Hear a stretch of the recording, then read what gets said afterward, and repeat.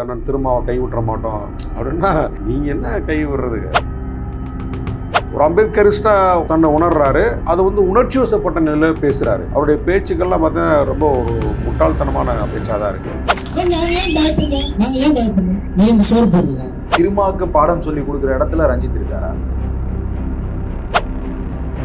பாரதிய ஜனதா கட்சியில் இருக்கக்கூடிய முதலாளிகள் இருக்காங்க இல்லையா, அவங்களுக்கு ஒரு அஜெண்டா இருக்கு. இந்த மாதிரி வந்து விடுதலை சிறுத்தைகளுக்கு திமுகக்கு எதிராக பேசக்கூடியவங்களுக்கு மாதம் ஒரு பேமெண்ட் கொடுத்துருங்க. எனக்கு நீங்கள் வந்து வெறுமனே ஜெயிப்பியும் அப்படின்னு முழக்கம் போட்டால் இங்கே வந்து சனாதனம் ஒழிஞ்சிருமா? எப்படியாவது இந்த திமுக விசிகாக்கு இடையே ஒரு முரண்பாட்டை உருவாக்கி இந்த கூட்டணியை உடைப்பதற்கு ஒரு தீய சக்திகள் தமிழ்நாட்டில் வேலை செஞ்சுட்டு இருக்காங்க.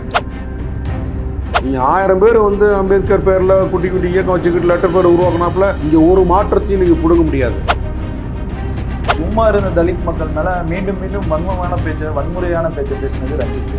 அது விசிகா ஏற்றுக்குதா? ரஞ்சித்துக்கு அரசியல் பார்வை கிடையாது, அரசியல் அறிவும் கிடையாது. அவர் வந்து இன்றைக்கு சினிமா துறையில் புறக்கணிப்புகள் இல்லாமல் அவர் அங்கே வந்து பயணிக்கிறாருன்னா அதுக்கு விசிகாவின் எழுச்சி தான் காரணம். இது ஒரு வன்முறைக்கு தீர்வாகாதா? இப்போ அடுத்து அவங்க வந்து ஏதாவது பிரச்சனை ஆகி இது அடுத்தடுத்து போராட்டம், அதுக்கும் விசிகா தான் வந்து நிற்கணும். மோகன்ஜி ஒரு கருத்தை பதிவு போடுறாரு, இப்போ யாரோ ஒருத்தர் சௌத்ரின்னு ஒருத்தர் கருத்து போடுறாரு. இந்த கான்ட்ரவர்சி ஏன் உருவாக்கணும்னு கேட்குறேன். இந்த கான்ட்ரவர்சியை வழியை போய் ஏன் உருவாக்கணும்? சென்னையில் நாங்கள் தான் அப்படின்னா அது சும்மா நான் தான் அப்படின்ட்டு சட்ட பட்டனை கழட்டி விட்டு அப்படின்னு நெஞ்ச நிமித்துறது வந்து அது வந்து விடுதலைக்கோ முன்னேற்றத்திற்கோ வழிவகுக்காது. சும்மா வெட்டி பந்தாதான். நவரஸ் தமிழ் நேயர்களுக்கு அன்பு வணக்கங்கள். விசிகாவின் பாவலன் நம்முடன் இணைந்திருக்கிறார். சார் வணக்கம். வணக்கம். கடந்த சில நாட்களாகவே வந்து சென்னையில் வந்து பரபரப்பாக போயிட்டு இருக்குது ஆம்ஸ்ட்ராங் அவருடைய கொலை. அது சம்பந்தமாக வந்து இயக்குனர் ரஞ்சித் வந்து நேற்று மிகப்பெரிய அளவில் ஒரு பேரணி நடத்தினார். ஒரு ஸ்டேஜ் ஸ்பீச்சும் நடந்துச்சு. ஆளுங்கட்சியை திட்டுங்கிற பேரில் திருமாவளவன் அவர்களையும் அப்படியே ஜாடை மாடையாக பேசியிருக்காரு. விசிகா என்ன செய்ய போகுது? அவருடைய பேரணி எதற்காக ஒருங்கிணைக்கப்பட்டது, அந்த பேரணியின் முடிவில் என்ன பேச வேண்டும் என்று கூட அவர்கிட்ட வந்து எந்த விதமான திட்டமும் இல்லை. அது கூட்டத்தை பார்த்தோன்னா அப்படியே உற்சாகமாக வாய்க்கு வந்த மாதிரிலாம் நிறைய பேசினார். அதெல்லாம் நம்ம கவனிக்க முடிஞ்சது. ஆம்ஸ்ட்ராங் படுகொலை என்பது நமக்கு வந்து ஒரு பெரிய ஒரு துன்பியல் நிகழ்வு தான். அவர் அந்த வடசனையில் ஒரு தவிர்க்க முடியாத ஒரு ஆளுமையாக இருந்தார். வந்து ஒரு கொடூரமான ஒரு படுகொலை, அது வன்மையாக கண்டிக்கத்தக்கது.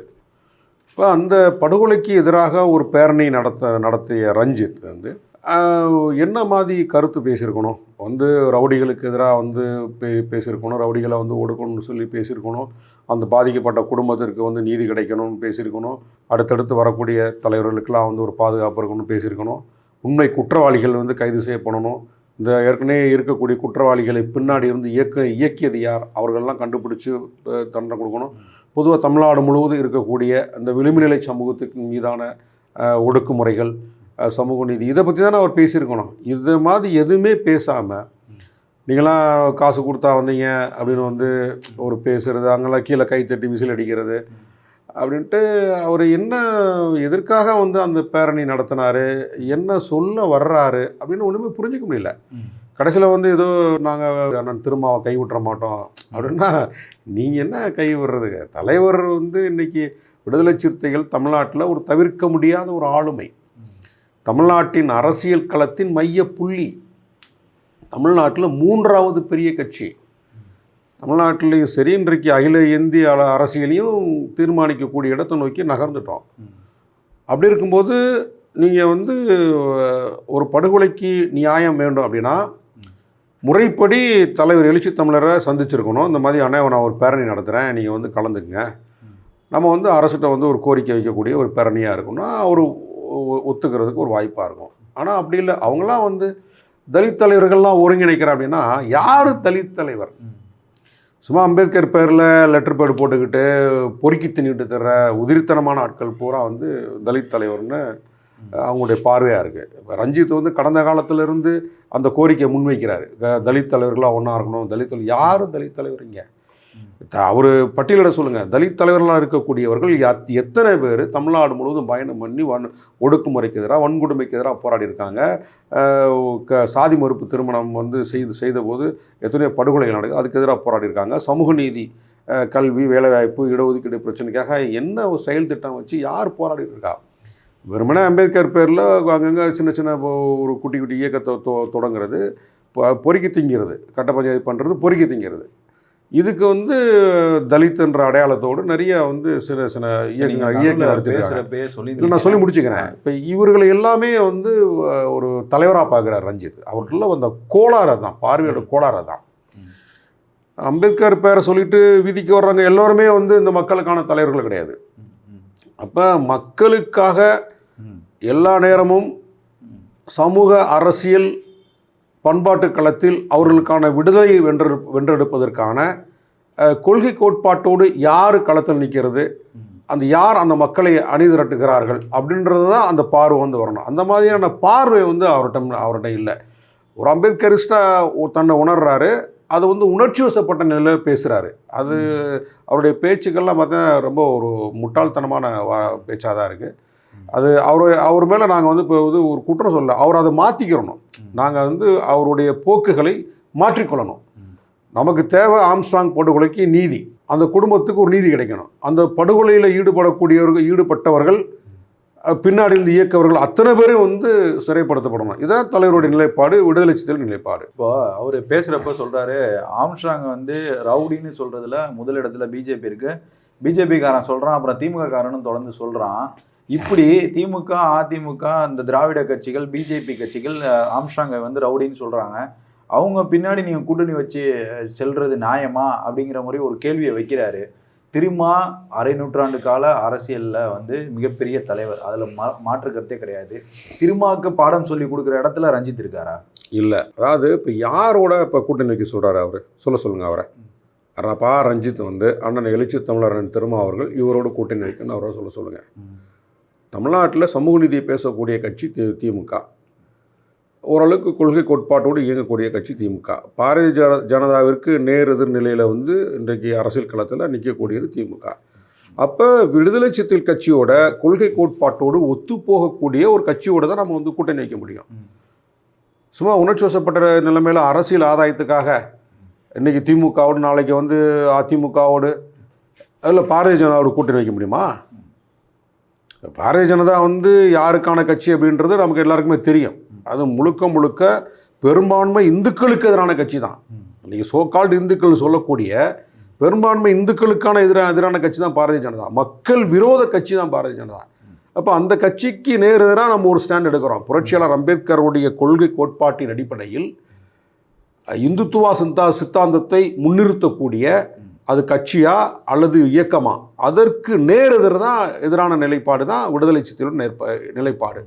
அப்போ இங்கே சமூக அரசியல் களத்தில் நம்ம வந்து பயணிக்கும் போது இந்த கருத்தோடு ஒத்து போகக்கூடிய, சமூக நீதி பேசக்கூடிய, சனாதனத்துக்கு எதிராக வந்து செயல்படக்கூடிய இயக்கங்களோடு கட்சிகளோடு தான் நம்ம கைகோர்க்க முடியும். இதுதான் நான் என்னென்னா, இவங்க திமுகவை வந்து திட்டுறது ஒரு அஜெண்டாவே வச்சுருக்காங்க. இப்போ நான் இந்த படுகொலைக்கும் திமுகவுக்கும் என்ன சம்மந்தம்? கைது செய்யப்பட்டவர்கள் அத்தனை பேருமே இன்றைக்கி இப்போ வந்து பாரதிய ஜனதாவாக இருக்கிறாங்க, அதிமுககாரங்களாக இருக்கிறாங்க, தமிழ் மாநில காங்கிரஸில் இருக்கிறாங்க. அப்போ நீங்கள் வந்து இப்போ தொடக்கத்தில் ஆம்ஸ்ட்ராங் படுகொலை செய்யப்பட்ட போது அப்படியே திமுக எதிராக பேசிகிட்டு இருந்தாங்கல்ல, இப்போ அவங்கெல்லாம் எங்கே போயிட்டாங்க? இப்போ அந்த வாயை மூடிக்கிட்டாங்க. திமுக மேலே பழி போடுறது, திமுகவுக்கு எல்லா காலங்கள்லையும் வந்து அரசியல் களத்தில் உறுதுணையாக இருக்கக்கூடிய விசிகாவை வந்து கார்னர் பண்ணுறது, விசிகா அவதூறு பரப்புறது, இந்த நிலைப்பாட்டில் இருந்து கூலிக்கு மாரடிக்கக்கூடிய கும்பல்கள் நிறைய யூடியூப் சேனலில் கூலிக்கு மாரடிக்கக்கூடிய கும்பல்கள் இருக்காங்க. பாரதிய ஜனதா கட்சியில் இருக்கக்கூடிய முதலாளிகள் இருக்காங்க இல்லையா, அவங்களுக்கு ஒரு அஜெண்டா இருக்குது. இந்த மாதிரி வந்து விடுதலை சிறுத்தைகளுக்கு திமுகவுக்கு எதிராக பேசக்கூடியவங்களுக்கு மாதம் ஒரு பேமெண்ட்டை கொடுத்துருங்கன்னு. அப்படி தான் இன்றைக்கி நிறைய வந்து பிழைப்புவாத சக்திகள் வந்து நிறைய பேர் யூடியூப் சேனலில் உட்காந்துக்கிட்டு மாதம் அவங்களுக்கு 40,000-50,000 வந்து பேமெண்ட் போயிட்டுருக்கு. அப்படி வாங்கக்கூடிய எல்லாருமே எடுப்பிலையே இந்த படுகொலையை வந்து திமுகவுக்கு எதிராக திரும்ப பார்த்தானுங்க.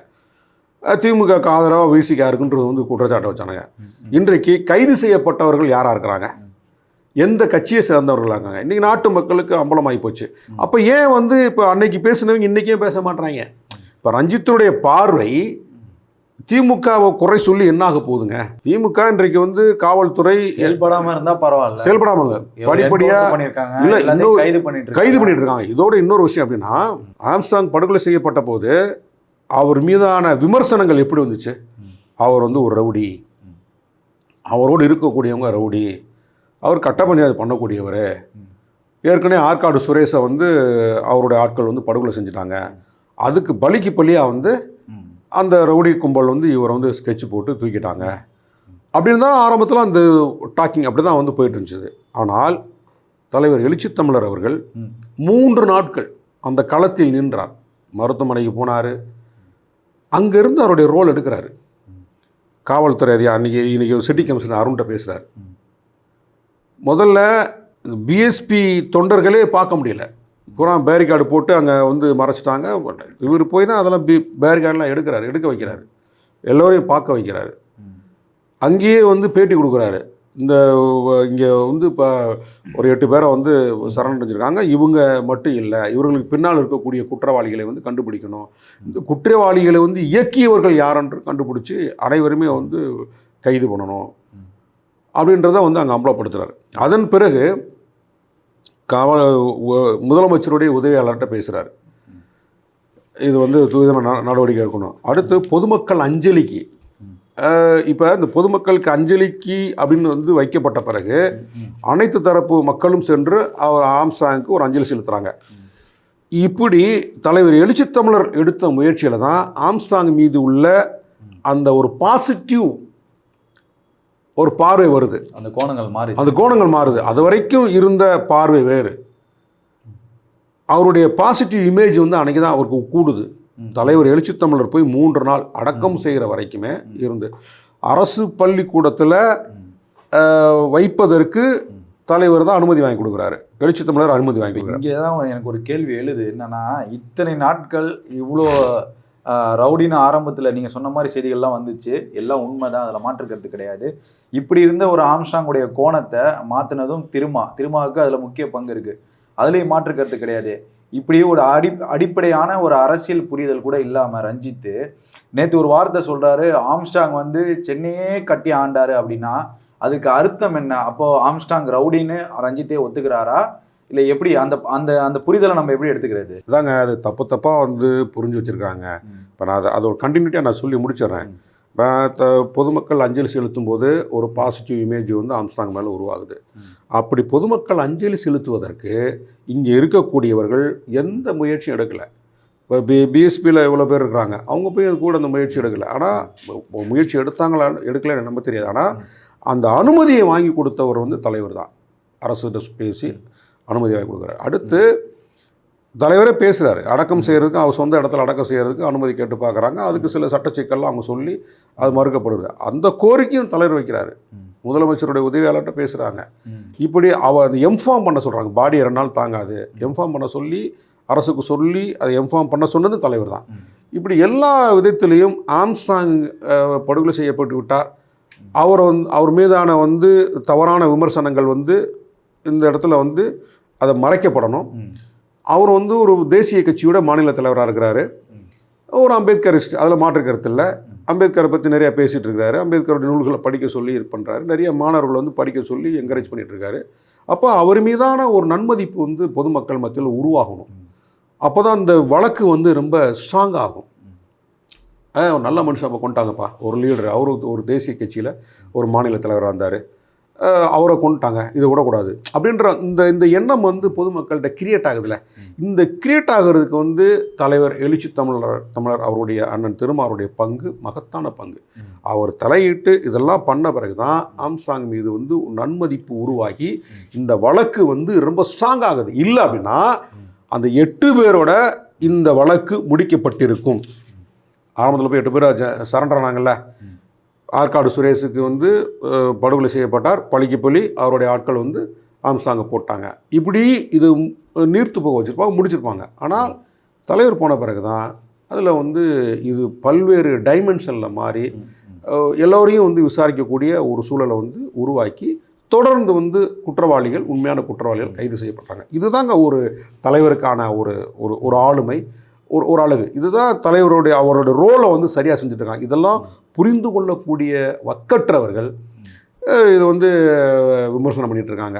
ரஞ்சித் வந்து இவ்வளோ பெரிய ஒரு உதவியை, இவ்வளோ பெரிய ஒரு உழைப்பை திரும்ப கொடுத்துருக்காரு.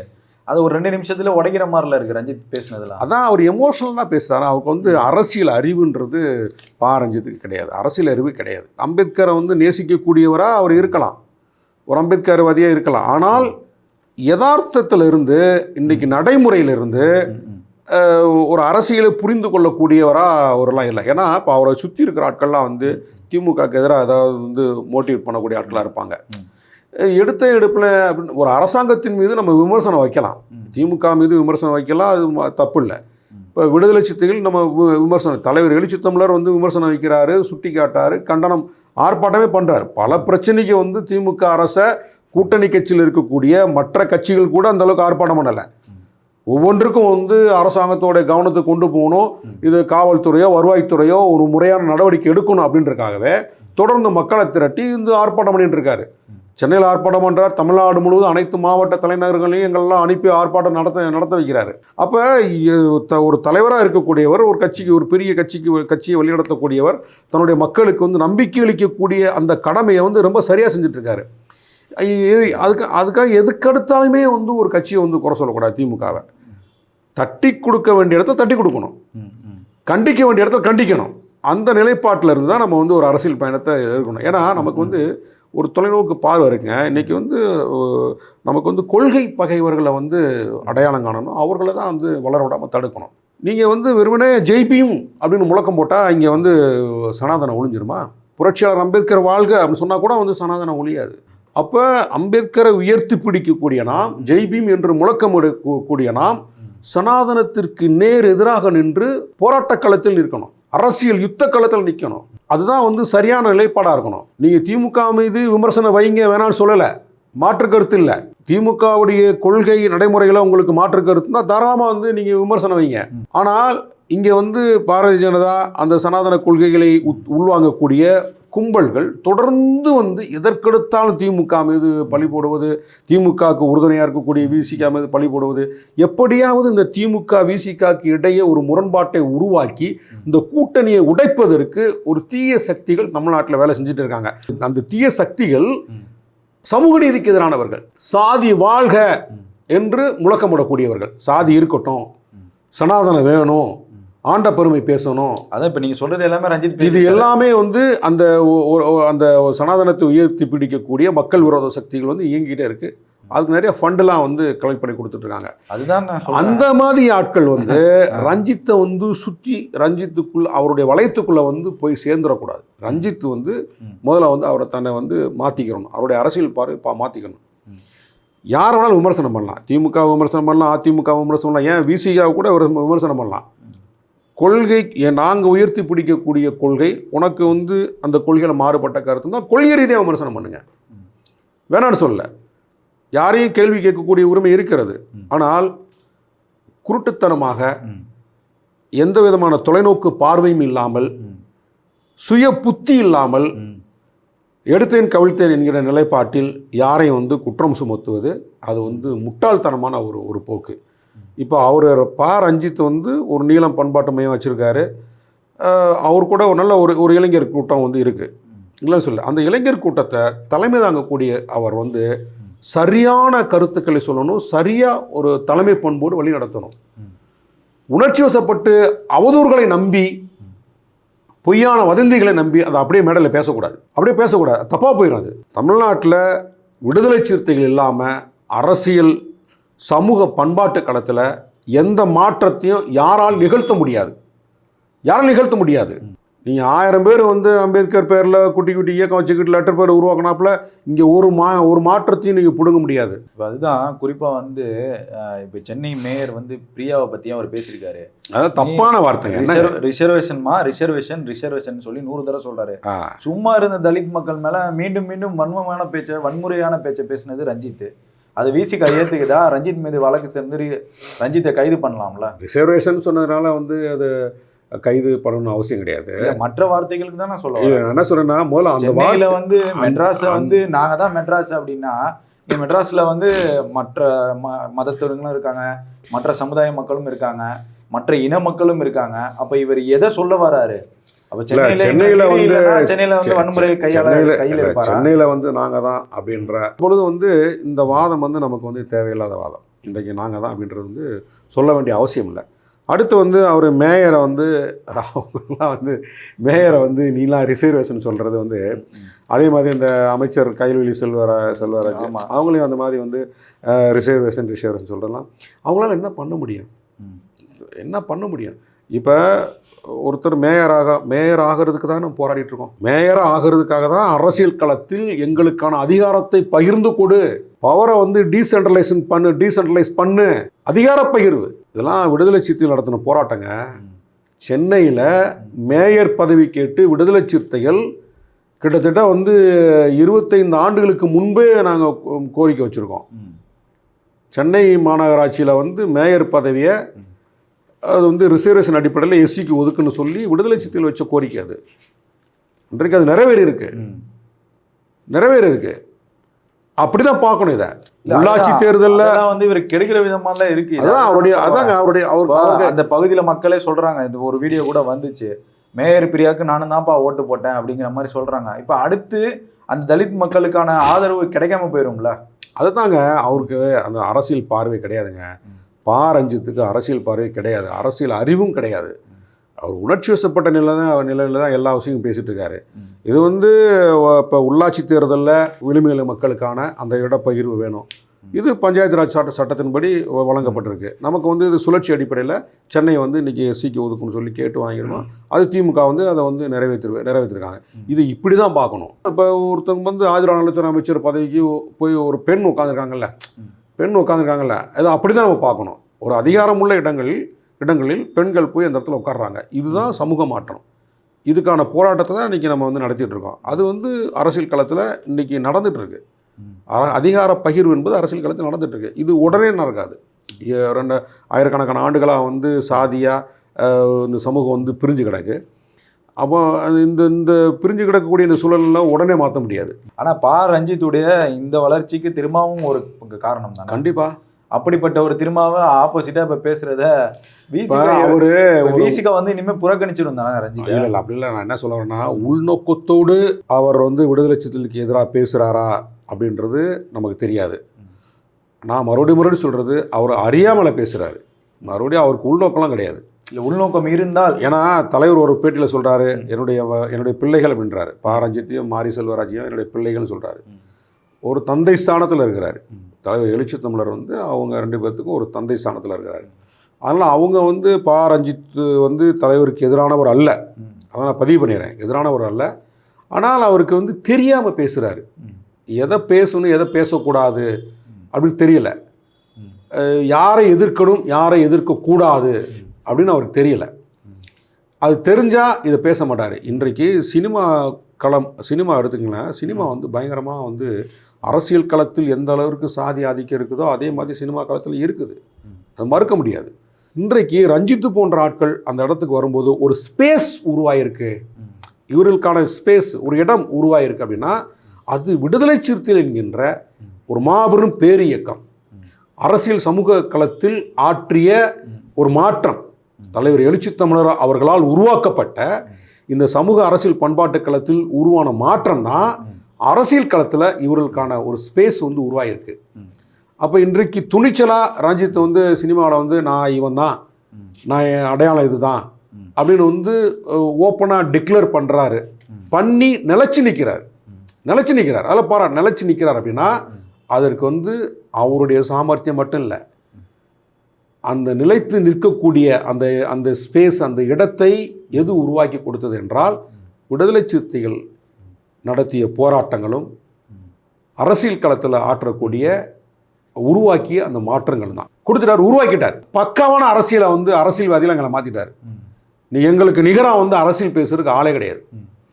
நீங்கள் தமிழ் தேசிய அரசியலாக வா பேசுவோம், திராவிட தேசிய அரசியலாக வா பேசுவோம், இந்திய தேசிய அரசியலாக வா பேசுவோம், சர்வதேச அரசியலாக வா பேசுவோம். எந்த சித்தாந்தத்தை பேச முடியும்? நாங்கள் ரெடி, நாங்கள் தயார். மதங்களை பற்றி பேசுவோம், சாதிய அடுக்கணிகளை பற்றி பேசுவோம், கல்வியை பற்றி பேசுமா, பொருளாதாரத்தை பற்றி பேசுமா, இந்தியாவோட ஸ்ட்ரக்சரை பற்றி பேசுமா, எதை பற்றி பேசுமா, எல்லாத்தையும் உலக அரசியல் வரைக்கும் இன்றைக்கி இவங்க எங்களுக்கு தெரியும். அந்த மாதிரி தான் விடுதலை சிறுத்தைகள் கட்சியில் படித்தவர்கள் படிக்காதவர்கள் எல்லாத்தையும் உருவாக்கிட்டார். Top to bottom. ஒரு கடைக்கோடியில் ஒரு கிளை முகாம் செயலாளர்லேருந்து இன்னைக்கு மாநில பொறுப்பில் இருக்கக்கூடிய என்னை போன்ற ஆட்கள் எல்லாரையும் மிகச் சரியாக அரசியல் பேச வச்சுட்டாரு. அப்போ தமிழ்நாட்டு அரசியலில் நாங்கள் இல்லாமல் தமிழ்நாட்டு அரசியல் இல்லை.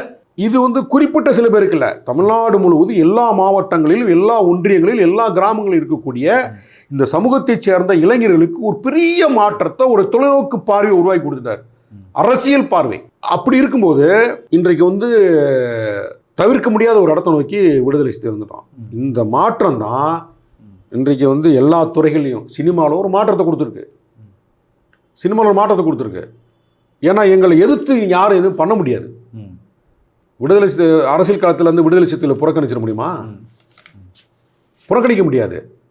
அப்போ ஒரு ஆளுமை படைத்த காலங்காலமாக புறக்கணிக்கப்பட்ட ஒரு சமூகத்தை இன்றைக்கு ஆளுமை மிக்க ஒரு சமூகமாக அணிதிரட்டி இன்றைக்கு களத்தில் நிப்பாட்டிட்டாரு. அதை ப்ரூஃப் பண்ணிட்டாரு, நிரூபித்து காட்டிட்டாரு. இன்றைக்கு வரக்கூடிய ரஞ்சித் போன்ற ஆட்களுக்கு ஒரு ஸ்பேஸை உருவாக்கி ஒரு இடத்தை உருவாக்கி கொடுத்துருக்கு. அப்போ அவர் இன்றைக்கு சினிமா துறையில் அவருக்கான எந்த விதமான அடக்குமுறையும் ஒடுக்குமுறையும் புறக்கணிப்புகளும் இல்லாமல், அடக்குமுறை ஒடுக்குமுறை சொல்ல முடியாது, புறக்கணிப்புகள் இல்லாமல் அவர் அங்கே பயணிக்கிறார். அப்படின்னா அதுக்கு விசிகாவின் எழுச்சி தான் காரணம்.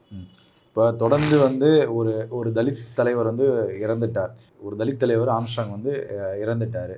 அவர் ஒரு சமுதாயத்தை சார்ந்தவர். ஒரு கட்சிக்கு பொது வாழ்க்கைக்கு வந்துட்டா அப்படின்னா அவர் ஒரு பொதுவான மனிதர். அவரை மறுபடியும் நம்ம தலித்துங்கிற அடையாளத்துக்குள்ளே அடைக்கக்கூடாதுங்கிறது தான் நம்மளுடைய கருத்தாக இருக்குது. ஆனால் அப்படிப்பட்ட ஒரு மரணத்தை வைத்து இந்த ரஞ்சித் பேசியதுனால வரக்கூடிய விளைவுகள் எப்படி இருக்குன்னா, ஒரு வன்னிய சமூகத்தை சேர்ந்த இயக்குனர் மோகன்ஜி ஒரு பதிவை போடுறாரு. நாங்களாம் யாரா, அப்போ நாங்களாம் சென்னைக்காரங்க இல்லையாடா அப்படின்னு அவர் ஒரு பக்கம் போடுறாரு. ஏஎம் சௌத்ரிங்கிற தேவர் சமுதாயத்தை சேர்ந்த அவர் ரஞ்சித்துக்கு எதிராக இப்போ இப்படியே ஒரு இயக்குனருங்கிற பார்வையில் பேசாமல் ஒரு தலித்துங்கிற தன் இனத்தையும் தன் ஜாதியையும் அடையாளம் படுத்தி பல பேச்சுக்களை பேசிட்டு போனதுனால இப்போ அடுத்த சமுதாய மக்கள் வராங்க. இது ஒரு வன்முறைக்கு தீர்வாகாதா? இப்போ அடுத்து அவங்க ஏதாவது பிரச்சனை ஆகி இது அடுத்தடுத்து போராட்டம், அதுக்கும் விசிகா தான் நிற்கணும்.